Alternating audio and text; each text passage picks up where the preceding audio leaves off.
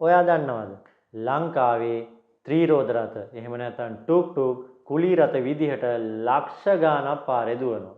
ඉතින් මේ ලක්ෂ ගාණ ඇතුලේ දුවන ත්‍රිරෝද රථ මහත්වරුන්ට ලොකු ලොකු ප්‍රශ්න වගේම පොඩි පොඩි ප්‍රශ්න වලටත් පාරදී මුහුණ දෙන්න වෙනවා. ටුක් ටුක් ටියුබ් SL අද අපි කතා කරන්නේ මොනවද ඔයාලා එහෙම නැත්නම් ත්‍රිරෝද රථ රියදුරු කුලී රථයක් දුවනකොට මුහුණ දෙන ප්‍රශ්න සහ ඒවාට අපිට දෙන්න පුළුවන් විසඳුම් මොනවද කියලා. මේවා ගොඩක් දුරට ප්‍රායෝගිකයි කියලා අපි හිතනවා. හැබැයි ඒ වගේ අදහස් සහ යෝජනා චෝදනා මෙන්න මේ පල්ලෙහෙන් කමෙන්ට් කරන එක ඔයාලගේ යුතුයකමක්. එහෙනම් අපි වීඩියෝ එකට යමු. අපේ channel එක subscribe කරලා නැත්නම් අනිවාර්යයෙන්ම subscribe කරලා bell icon එකත් click කරලාම තියාගන්න. එහෙනම් අපි යන් වීඩියෝ එකට.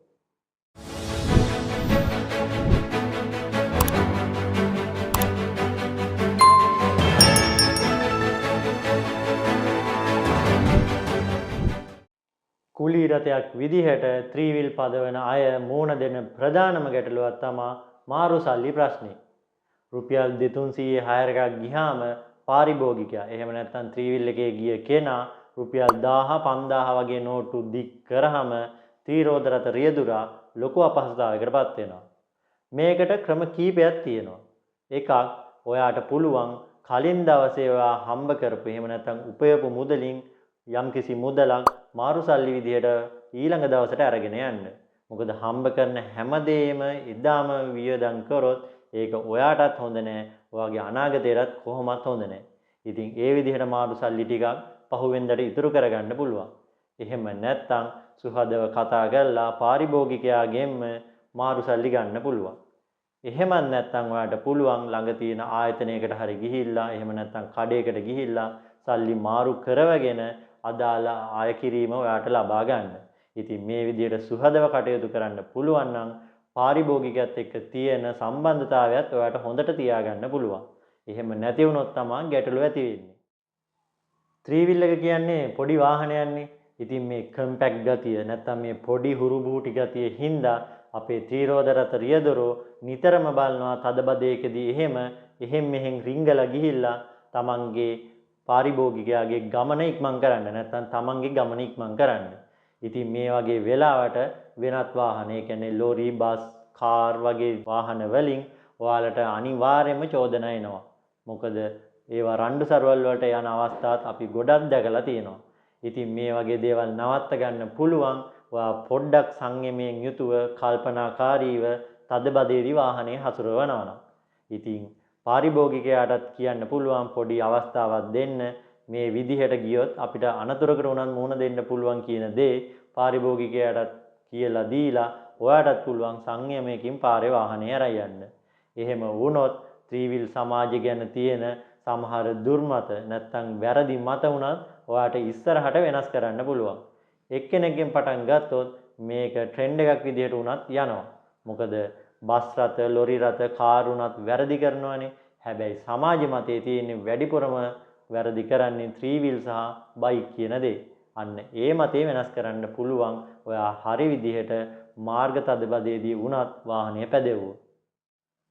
කුලී රථයක් විදිහට ත්‍රිරෝද රථය පදවන ඔයා මුහුණ දෙන තවත් ප්‍රධානම ගැටලුවක් විදිහට අපි දැකලා තියෙනවා ගමනාන්තය. එහෙම නැත්නම් පාරිභෝගිකයා යන්න ඕන තැන කලින් කිව්වට වාහනේට නැග්ගට පස්සේ ඒවා වෙනස් කරනවා. ඒ වගේම මග තව වැඩ ගොඩක් දාගෙන කාලය නාස්ති කරනවා. ඉතින් මේ ප්‍රශ්නය ඇත්තටම පොඩි දෙයක් නෙවෙයි. මොකද ත්‍රිරෝද රථ රියදුරෙකුට කාලය කියන එක ඇත්තටම වටිනවා. එක හයර් එකක් ඉවර කරලා තව හයර් එකක් ගන්න පුළුවන් නම් එයාගේ දවසේ ආදායම තමයි එකකින් වැඩි වෙන්නේ. මේ ගැන පාරිභෝගිකයොත් හිතන්න ඕනේ. ඒ කියන්නේ වාහනේට ගොඩ වෙන අය. ගමනාන්තයේ මුලින් කියලා පස්සේ ගමනාන්තේ වෙනස් කරනවා වගේම මගදී කරගන්න තියෙන වැඩ වෙනස් කරලා කාලය නාස්ති කරන එක ගොඩක් අය කරනවා. මෙතනදී පාරිභෝගිකයා සහ ත්‍රිරෝද රථ රියදුරාට එකතු වෙලා පුළුවන් කතා බහ කරලා මේ ගමනාන්තය සහ කාලය කළමනාකරණය කරගන්න. එහෙම ත්‍රිරෝද රථ රියදුරා කැමති නැත්නම් එයාට එතකොට පුළුවන් ඒ ගමන ප්‍රතික්ෂේප කරන්න. වාහනේට නැග්ගට පස්සේ වෙන වෙන ගමනාන්ත වලට යන් කියලා වගේම මගදී වැඩ කරගමු කියලා රියදුරාගේ කාලය නාස්ති නොකර දෙගොල්ලොන්ගෙම සාකච්ඡා මාර්ගයෙන් ඒවා විසඳ ගන්න පුළුවන්. අන්න ඒකත් හොඳ සොලියුෂන් එකක් විදිහට තමයි ටුක් ටියුබ් SL අපි ඔයාලට අරගෙන එන්නේ ගමනාන්තය සහ කාලය වෙනස් කරන ප්‍රශ්නේදී. ගොඩක් වෙලාවට ත්‍රිරෝද රථ රියදුරෝ තමා ඕනම දෙයකදී පාරදී වැරදිකාරයෝ විදියට මුලින්ම සැලකෙන්නේ. එක්ක ත්‍රිරෝද රථ, එහෙම නැත්නම් බයි. ඒ කියන්නේ යතුරුපැදි.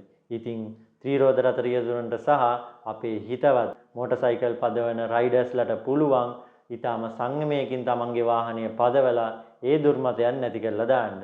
මොකද ඕනම ප්‍රශ්නයකදී ඉස්සෙල්ලාම ඇඟිල්ල දික් වෙන්නේ ත්‍රිවිල් වලට සහ බයික් වලට. අන්න ඒ හින්දා තමා අපි කියන්නේ පාරේදී ඊටාම කල්පනාකාරීව සහ ඊටාම සංයමයකින් විනීතව වාහනය පදවන්න පුළුවන් නම් අන්න ඒ ප්‍රශ්න වලින් ඔයාලට මිදෙන්න පුළුවන්.